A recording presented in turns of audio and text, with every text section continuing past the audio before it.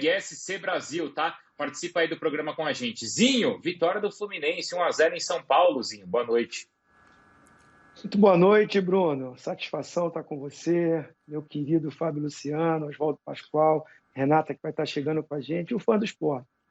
É uma vitória de um time disciplinado, aplicado, que segue as orientações do seu treinador, um Fluminense que sabe das suas limitações, das suas dificuldades, e aí o Roger trabalha muito bem isso. Começa com o formato de jogo, um 4-4-2, o Casares até retornando para ajudar também, acaba fazendo quase um 4-5-1 também, marcando muito. Tinha momentos do jogo que o Fluminense estava todo na sua intermediária defensiva, tentando tirar os espaços do Flamengo, que teve a posse de bola durante a maior parte do jogo, ou quase todo o jogo. No primeiro tempo, isso faz do Flamengo um time muito forte, quando cria e faz os seus gols, faz com que o adversário se exponha, saia para o jogo, abre mais espaço, mas o Flamengo não está fazendo isso. E aí vai para um segundo tempo, o Fluminense com a mesma estratégia, aí o Roger mexe na equipe, os dois treinadores mexeram, né? Mas o Roger, as mexidas dele, colocando aí o Luiz Henrique, né? O próprio André que fez o gol, colocou o Nenê, que deu um brilho no meio campo, o passe do Nenê sai mais perfeito, vamos dizer assim, tirou o Fred, botou o Luca, que é mais velocidade na frente, e ficou aquela coisa ali no meio do segundo tempo pro final, perde-ganha, né?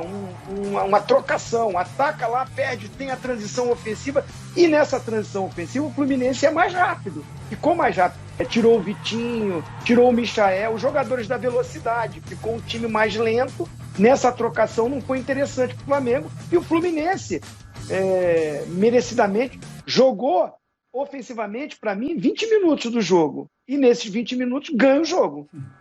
Exato. Fábio e Pascoal, vou passar para vocês também. Tem muita mensagem aqui já falando de Rogério Ceni, tá? E eu quero que vocês repercutam principalmente as mudanças que os dois técnicos fizeram, Roger e também o Rogério. Antes eu vou dar um pulo na Neoquímica Arena. A Bibiana Bolson está por lá, clássico disputado em São Paulo. Ô Bibiana, normalmente nesse pós-jogo a gente aciona o repórter falando assim de clima, ambiente, aí claro, um ambiente bastante diferente, obviamente, mas eu posso garantir para você, eu não sei se você deu uma passada nas redes sociais, mas nas redes sociais, olha, já tá fervendo, viu, Bibiana? Imagino que sim, Bruno. Boa noite para você, olá, o Fã de Esportes, companheiros você nem imagina. Da ESPN. Pois é, uma coisa, eu imagino, eu dei uma olhada já, e uma coisa eu posso garantir também para vocês. O clima tá quente, mas tá frio aqui. Um frio absurdo, viu? É o seguinte, vamos lá. Bom, o Flamengo com essa derrota aí nos últimos minutos chega também a sua terceira derrota em 7 jogos. E claro que aí as críticas vão ser gigantes em cima do trabalho do Rogério Ceni, né? A gente tem que também, nesse momento, como o Zinho trouxe aí, exaltar o trabalho do Roger, porque o Roger vinha de um momento muito delicado, 4 jogos sem conseguir vencer, e aí altera o seu time no segundo tempo e faz um segundo tempo completamente diferente do que foi no primeiro, porque no primeiro tempo a gente teve sim o domínio do Flamengo, tanto é que o Flamengo finalizou 7 vezes mais do que o Fluminense. Foram 14 finalizações aí do Flamengo contra 2 do time do Fluminense. Aí as alterações do Roger surtiram um efeito também. A gente sabe que o Nenê, com toda a sua experiência, ainda consegue trazer algo diferente para esse Fluminense. E aí o iluminado André, às vezes acontece isso com os treinadores e com quem trabalha, se diz também. O André acaba fazendo o primeiro gol dele como profissional aí no Fluminense, entrou aos 41 do segundo tempo, fez o gol aos 45, a primeira bola então que ele encostou acabou sendo esse gol muito importante para o Fluminense. É um gol também para dar continuidade a esse trabalho do Roger.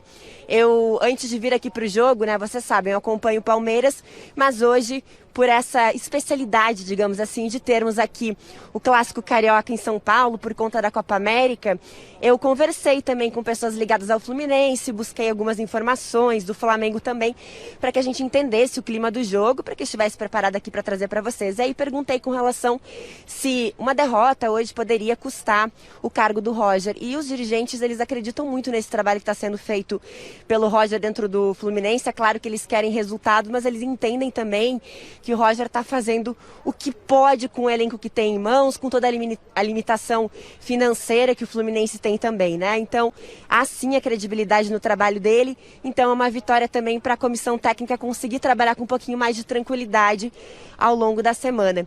E aí, até a gente também estava levantando alguns números aqui, e o Flamengo sempre tem muita dificuldade para quando enfrenta o Fluminense, embora tenha conseguido vitórias ao longo dessa temporada, são sempre jogos muito sofridos. E aí, com esse segundo tempo em que o Fluminense conseguiu, aí nos últimos 20 minutos, digamos assim, se destacar bastante. Então, uma derrota que vai ferver e que vai pegar fogo. A única boa notícia, dá para se dizer assim, para quem torce para o Flamengo, para quem acompanha o Flamengo, é que a partir de segunda-feira o Flamengo vai ganhar alguns reforços daqueles jogadores que estavam aí disputando a Copa América, né? O Isla tá voltando já também. Peraí, deixa eu voltar aqui para os nomes. Isla, Arrascaeta e o Pires da Mota são os jogadores que vão se reapresentar já nessa segunda-feira. Tinha uma dúvida se o Pires já se reapresentaria, porque teria que ter uns dias de férias aí, mas ele digamos assim, se comprometeu em voltar um pouquinho antes, não ter esse período de descanso, para estar já reintegrado ao Flamengo e também já começar a preparação de olho na disputa contra o Atlético Mineiro, que é no meio da semana. Então, de todo esse dia frio, com essa má notícia de sofrer um gol nos últimos minutos aí, para quem torce para o Flamengo, pelo menos o retorno desses jogadores reintegrando aí. E claro que ainda o Flamengo fica aguardando os jogadores que estão com a seleção brasileira, Bruno e amigos. Ô, Bibena, você volta já com a entrevista do Rogério e também do Roger, tá? Muito importante a gente ouvir os dois treinadores, a Bibena já volta de lá. A Bibena até foi assim um pouco otimista, né? Falando que o torcedor, pelo menos a partir de amanhã, recebe esses reforços importantes, mas pelo que eu tô vendo aqui, Fábio Luciano, isso não tranquilizou o ambiente não, viu? Olha, tem mensagem aqui do Luiz falando fora Rogério urgente, Marcílio Dias também, o Gabriel. A Bibiana falou assim, o Roger consegue tirar tudo do time do Fluminense. Para o torcedor do Flamengo, o Rogério não tira tudo do elenco do Flamengo. É justo cobrá-lo e colocá-lo como principal ponto de crítica, Fábio? Oi, Bruno. Primeiro, boa noite a você, Alzinho, Pascoal, a Renata que vai chegar em breve, a todos que estão nos assistindo. O Rogério está sendo muito cobrado, né? Algumas vezes, na minha opinião, com razão. Outras vezes, o torcedor do Flamengo aponta o dedo um pouco mais pesado em momentos que o Rogério talvez não mereceria.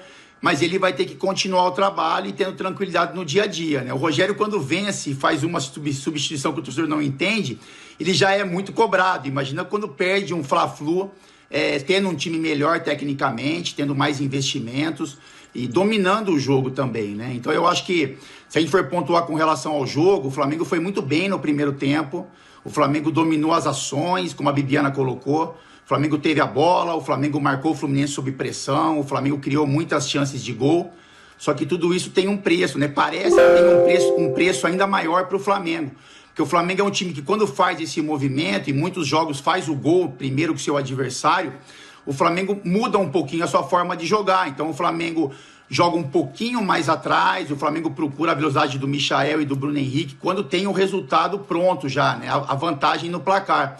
Mas quando isso não acontece, o Flamengo continua buscando essa marcação sob pressão, tendo a posse de bola, e parece que o Flamengo vem se desgastando muito, principalmente no segundo tempo. E aí tem o mérito do Roger. O Roger, na minha opinião, ele arrisca bastante, né? Porque ele joga o primeiro tempo todo se defendendo, dando a bola para o Flamengo, não fazendo uma marcação muito forte.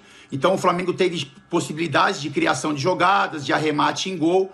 E no segundo tempo, parece, né, a leitura do Roger, após ele sentir que o Flamengo perdeu um pouco a perna, perdeu um pouco o gás, ele faz substituições que dão velocidade para o Fluminense.